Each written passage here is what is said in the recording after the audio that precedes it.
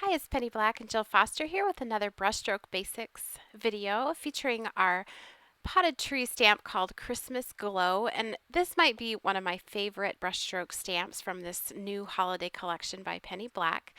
And the purpose of this video will show how you can achieve this really beautiful loose watercolor look with your stamping. And here's a look at that stamp and then an example of a finished card and how you can sort of finish off your stamping once it is complete in order to have a finished card design. So real quick before I begin, I'm just going to pop up the supply list for the creating of this stamped panel. And I will put this back up on screen at the very end of the video. So if you want to look at anything in more detail at that time, you can just hit pause and check it all out. So to begin, I am stamping in my Misty Stamp Positioning Tool. I'm stamping onto hot press watercolor paper, which is a nice smooth finish, but I can then add some watercoloring and painting on top of it. I am using the Wendy Vecchi Make Art Blendable Dye inks to ink up my stamp. Now these are a water-soluble dye ink, so I can go back and sort of blend these with water after I've done my stamping. So the first color that I'm using here is Fern Green, and I'm positioning that on top of all of the green areas of the tree. And I'm going to stamp that just a couple of times to make sure I have lots of ink down onto my paper. And then while that is still in my stamp positioning tool, all I'm doing now is just taking a paintbrush and some water and blending what I have stamped. So this for me, because this is meant to look like a real loose flowing watercolor, these type of inks are perfect because I can just go back in with a very light layer of water, blend out those details and just accentuate that loose flowing watercolor look. And it's just so easy to do. The stamping will sort of show you the areas that should be light and dark. So as you move the water around, you can kind of slide it or push it into the darker areas or the lighter areas. But for the main thing I was just focused on in doing this was sort of smoothing out the ink as it was on the paper so that it looked like I just hand painted this. And I just love the look and how easy this is to do.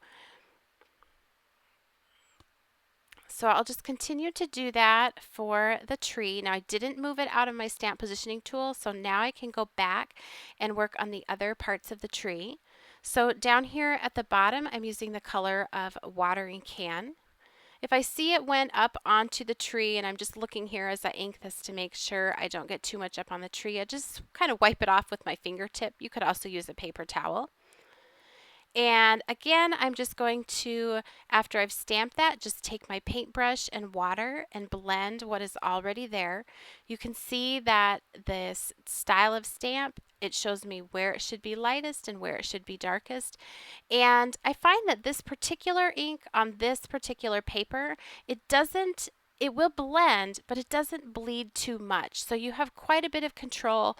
It's pretty hard to even mess it up and have the water and the ink start moving around too much. Up at the top onto the star, I'm using the Make Art Blendable Dye ink in the color of Sunflower, stamping it a couple of times just to darken it up and make sure I have enough ink on the paper to blend it. And I'm just going in and blending that out.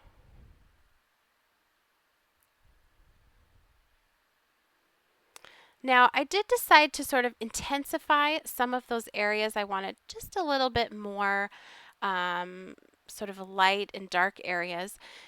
Again, you would not have to do this. I think it's beautiful without it, but I love to paint, and so I just sort of keep going sometimes. So here I have on an ink palette some Distress Ink Reinkers, and I'm using them as watercolors. You could also use standard watercolors, watercolor pencils, to do this. And I'm just picking up some of the color of, I believe this is peeled paint, and I'm just dropping it into some of those darker areas. Now that stamped impression that we did at the beginning will show you some of the areas that can be or should be darker and some that should be lighter. So those are the ones that I'm focusing on sort of dropping in that color and then blending it out with water. It helps to have the packaging that comes with your stamp or the actual stamp itself just real handy as you're doing this, because that will also show you areas of light and areas of dark and serves to be a nice guide when you are doing this step.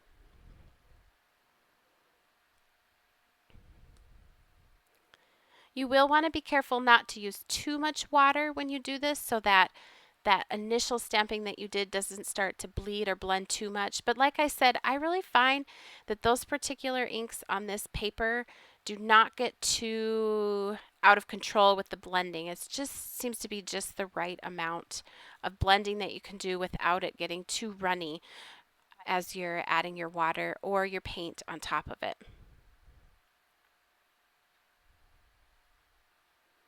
Now the panel I am working on here is a 5x7 panel. If you wanted to make a smaller card, you could definitely just use like the tree part of this or have part of it extending beyond the edge of the card. And all of those are really nice design elements. I think this would be fun if you wanted to even create sort of the look of a forest of trees. You could mask off the pot at the bottom and the star at the top and use this for more of a more natural sort of scenic outdoor forest look. So there's lots of different ways that you can use this stamp. Now there are sort of lights built into this and I'm not worried about that at this point. I can still sort of see where those should go and the line of the lights as they are on there, and I'll show you here at the end how I'm going to add that color in. I am doing the same thing here up on the star, just intensifying this with a little Spice Marmalade Distress Reinker used as a watercolor. Just lightly putting that on and blending it with some water.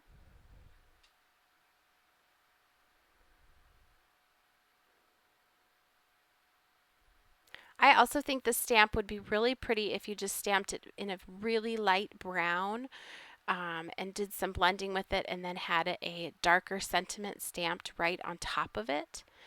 There's just so many different ways that you can use these brushstroke stamps, and this one in particular.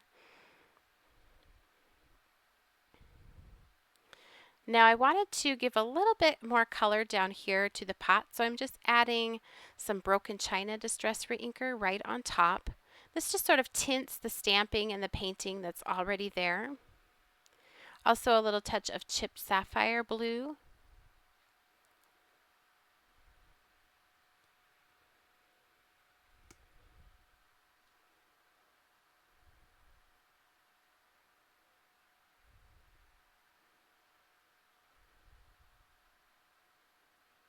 There's that Chipped Sapphire. I just love that color.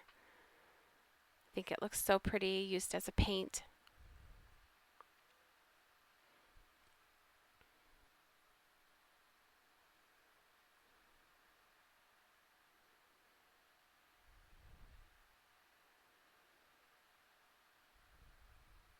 Now I'm using a very sharp Faber-Castell Design Memory Craft Art Grip colored pencil, and I'm just tracing over the line for the lights here.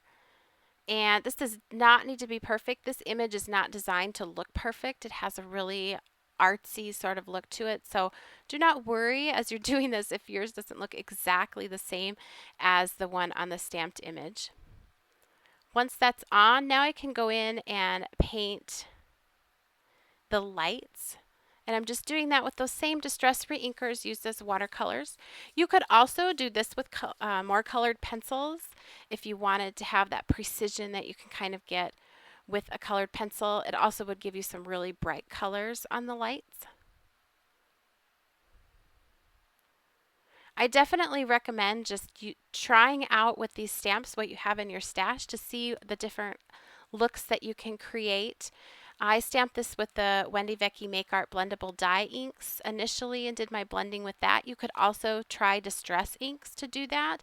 Those would allow you to go in and sort of reblend and smooth out that color.